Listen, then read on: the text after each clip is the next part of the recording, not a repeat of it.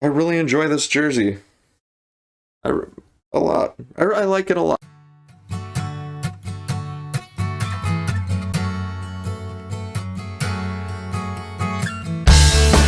Alright friends, welcome back to the Bangor Pippo YouTube channel. This is another episode of Women's Soccer World where we talk all about the glorious things of women's soccer and everything going on within it. My friends, don't forget to like, comment, and subscribe to get in on the fun and enjoy some more videos. It is Olympics week. The United States Women's National Team is going to be taking on Sweden on Wednesday.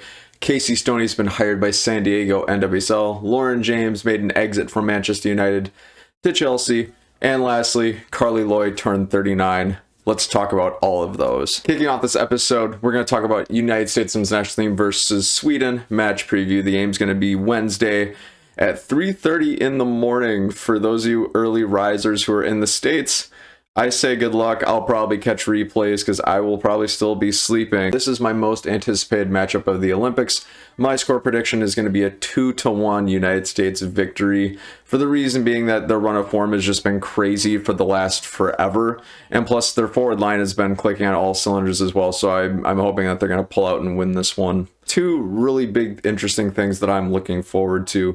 One, is Julie Ertz going to play? Is she going to start? Is she ready to make a return? She did not play in the send-off series against Mexico. In fact, she wasn't even a sub. She was only in the reserves for those games. So I'm really curious to see how that's going to turn out, or if she's really been training. I haven't seen any reports from US Soccer, so your guess is as good as mine, but if not, rest assured Lindsey Horan has that spot held down tight. The most interesting aspect of the match to me is going to be who's going to be playing in the United States' front line, and many players have been arguably playing well enough to start. To me, the shoo-ins are going to be Kristen Press, because she's just been on fire for, like I said, the last forever, as well as Alex Morgan, but I'm really curious to see who Vlatko is going to start. Is he going to start Megan Rapinoe, or is he going to start Tobin Heath? There's pros and cons to both. If I'm picking, I would have picked Kristen Press, Alex Morgan, and Tobin Heath, but I have a feeling Coach Vlatko is going to take Press, Rapinoe, and Morgan. Now, do I acknowledge my bias for Tobin Heath? Absolutely, Tobin Heath is my favorite player. Do I see the benefits and pros and cons of taking Megan Rapinoe over Tobin Heath in that front line to start? Of course, there's a lot to love about Megan Rapinoe's game, and to me, she's one of the world's best. She's an assist machine. She's one of the world's best at taking penalties. She is a set-piece specialist. There's a lot to love.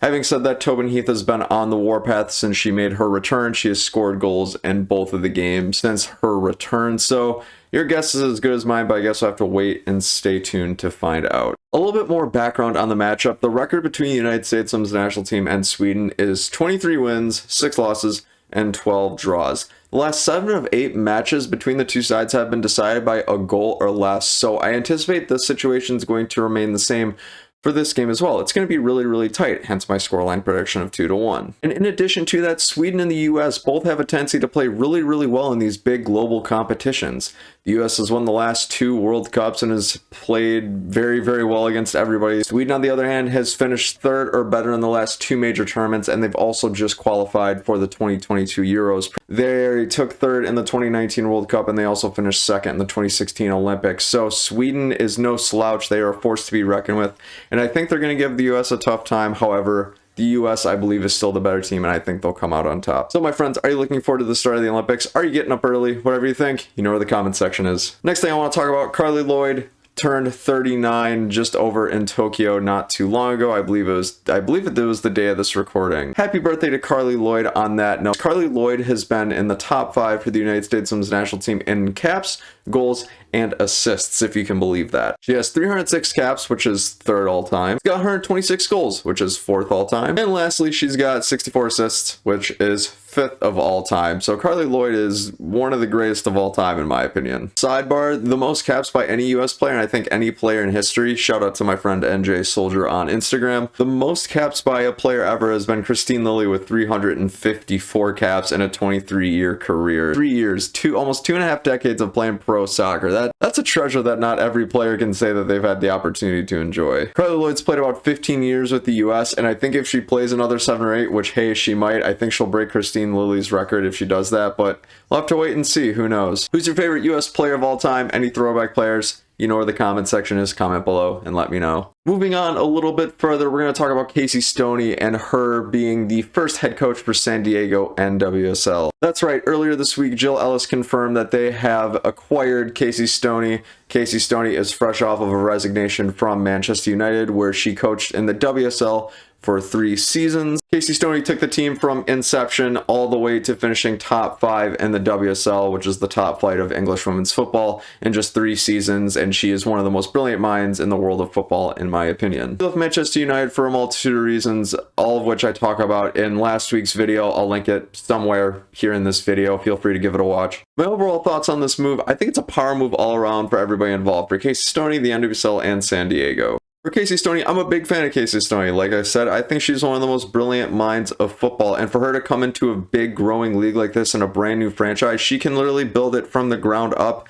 and do some great things with it, and I can't wait to see what her brilliant mind does with it. For the NWSL, I think this is a really good sign for the league in general. The league in the last few years has proven that it can attract top players from all around the world, and they're continuing to sign players like Amy Turner, Sarah Buhadi, Jennifer Morel-Son. Not only that, now they're also getting top coaches like Casey Stoney. There's more and more talent going into the league, making it better, making it grow, and the league is currently maintaining its current trajectory of going up and up. For my friends who will be supporting San Diego NWSL, are you super excited about the signing of Casey Stoney? Comment below, let me know. Alright, so the last topic we're going to talk about for today, Lauren James has signed a deal from Manchester United to move over to Chelsea. A record deal. I'm not sure what the amount is. I don't believe they've disclosed it yet. And she will be the 6th player to leave this offseason for Manchester United, which again, playing off last week's video. Me personally, as a United fan, I'm really gutted to see Lauren James go. She has a very, very promising career ahead of her at just the age of 19. She might have just turned 20 recently, but she showcased a lot of her talents this past season in the WSL and the season before that. She made a lot of very first goals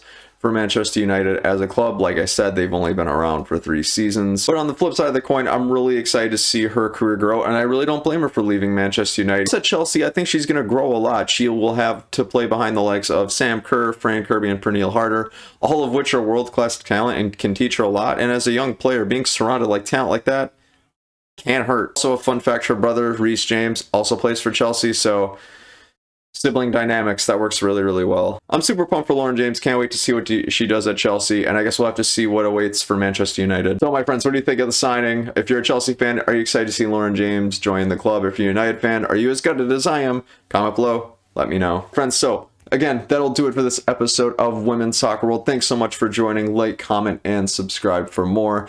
This has been the Bankrupt Hippo YouTube channel. I've been Bryce, and until next time, have a great day.